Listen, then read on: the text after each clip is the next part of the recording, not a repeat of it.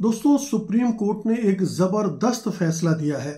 ये 1991 का जो उपासना स्थल कानून है उसको चुनौतियां दी गई हैं और उन चुनौतियों पर सुनवाई करते हुए सुप्रीम कोर्ट ने कहा है कि उसके अगले आदेश तक ना तो किसी धर्म स्थल से संबंधित कोई मामला अदालतें लेंगी, ना ही उसके सर्वे के आदेश देंगी, और अगर कुछ उनमें सर्वे वगैरह हुए हैं तो उसमें भी कोई आगे कदम नहीं उठाएंगी। यानी अभी जो स्थिति है उसको वहीं उन्होंने रोक दिया है।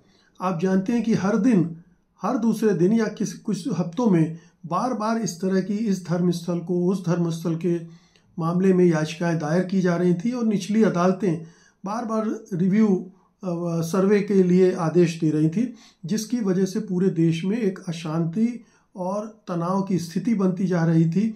जगह जगह आपको पता है कि संभल में इसी वजह से 5 लोगों की मौत भी हो गई थी और दूसरी जगहों पर भी टकराव की संभावनाएं बन रही थी। तो सुप्रीम कोर्ट के इस सुनवाई को बहुत ही गौर से देखा जा रहा था कि वो क्या करती है।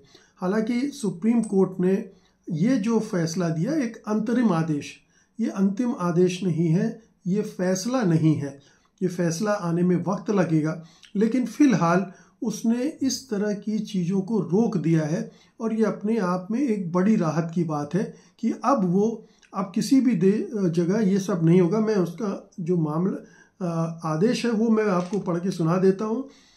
कोर्ट ने कहा कि चूंकि मामला इस कोर्ट के सामने विचाराधीन है, इसलिए हम ये निर्देश देना उचित समझते हैं कि हालांकि मुकदमे दायर किए जा सकते हैं, लेकिन इस अदालत के अगले आदेश तक कोई मुकदमा दर्ज नहीं किया जाएगा और कार्रवाई भी नहीं की जाएगी।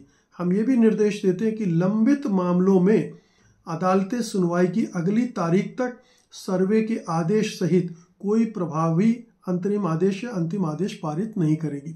तो ये सुप्रीम कोर्ट ने साफ कर दिया, लेकिन यहाँ पर यह ध्यान रखना चाहिए कि ये अंतिम आदेश नहीं है और इस पे उतनी ही खुशी मनाई जानी चाहिए जिस हद तक सुप्रीम कोर्ट गया है।